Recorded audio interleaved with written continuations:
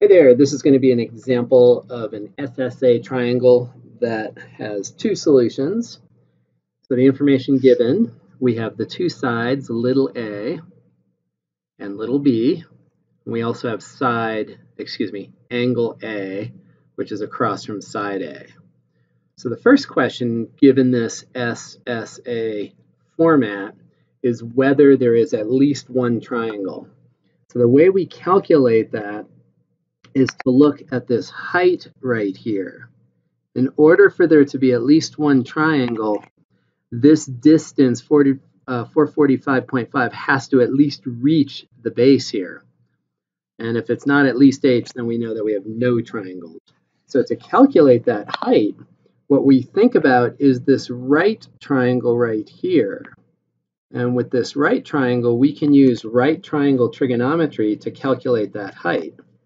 We can take a look at the sine of 30 degrees, and the sine of 30 degrees is equal to the opposite, which is h, over the hypotenuse, which is 750.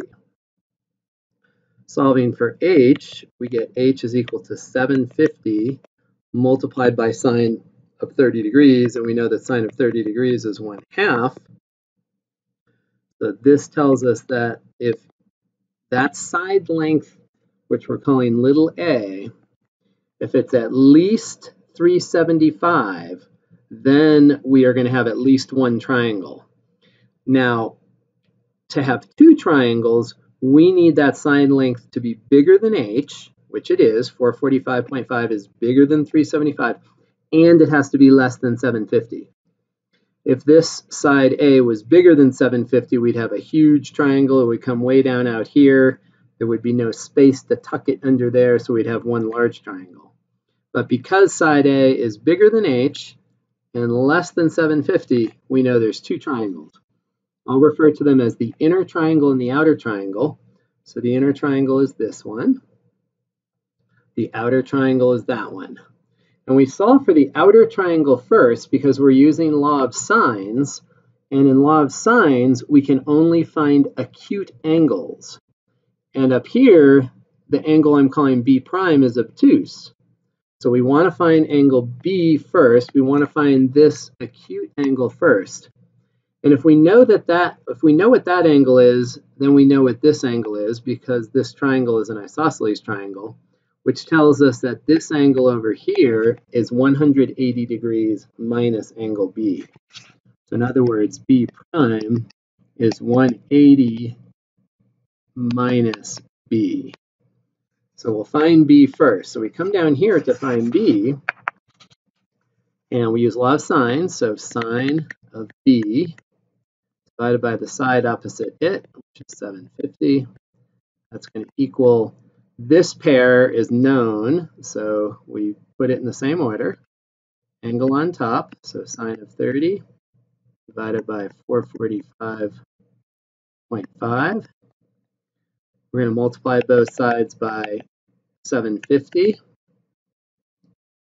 We know that sine of 30 is 1/2, so we can put that in. Okay, so then we're going to go to our calculator. We're going to type in the, 750 divided by 2. We already know that's 375. So 375 divided by 445.5. And then we're going to take the inverse sine of that to get 57.3 degrees. This tells us that B is 57.3 degrees.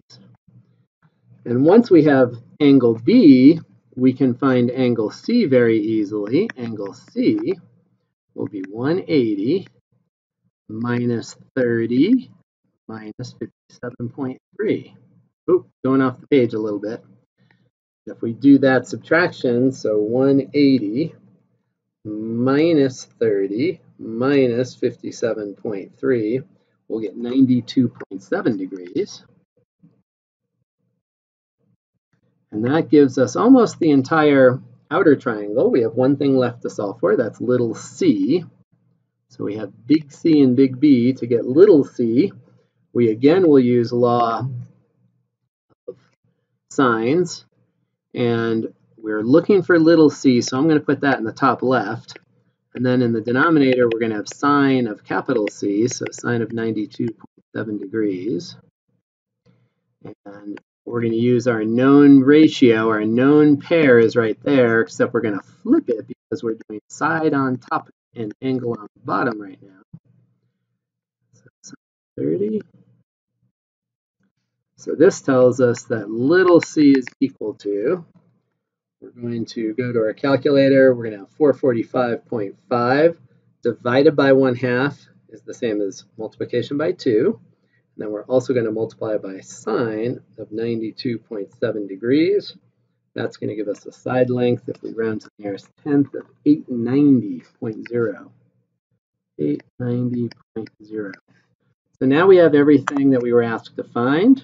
We have our angle B first, and then our angle C, and then our side C. So that is the outer triangle. We can now go and solve the inner triangle. I don't have a lot of space over there, so let's go over to the bottom left. So first thing we're going to do is find B prime. B prime is going to be black. B prime is going to be 180 minus B. So that is going to be 122.7 degrees. And then we're going to find angle C prime. That is going to be 180 minus 30 minus 122.7. So that is going to give us, actually, I'll just do it on the calculator, make sure I don't make a mistake here. 27.3 degrees. And then the last piece is to find little c prime. And same type of thing we did over here, we'll use law of sines. So little c prime divided by sine of capital C prime, that's 9, so that's this angle here. And we're going to multiply both sides by it, so it's going to be sine of 27.3 degrees. And then we're multiplying that by this exact ratio, 445.5 divided by sine 30. So that ratio didn't change. So sine 27.3 degrees multiplied by 445.5 divided by 1/2, which is the same as multiplying by 2. And so we get that C prime is 408, round to the nearest tenth, 0.7. So now we have our second triangle, the inner triangle, solved. And so the inner triangle, when we look up at it, it has a smaller base than the outer triangle.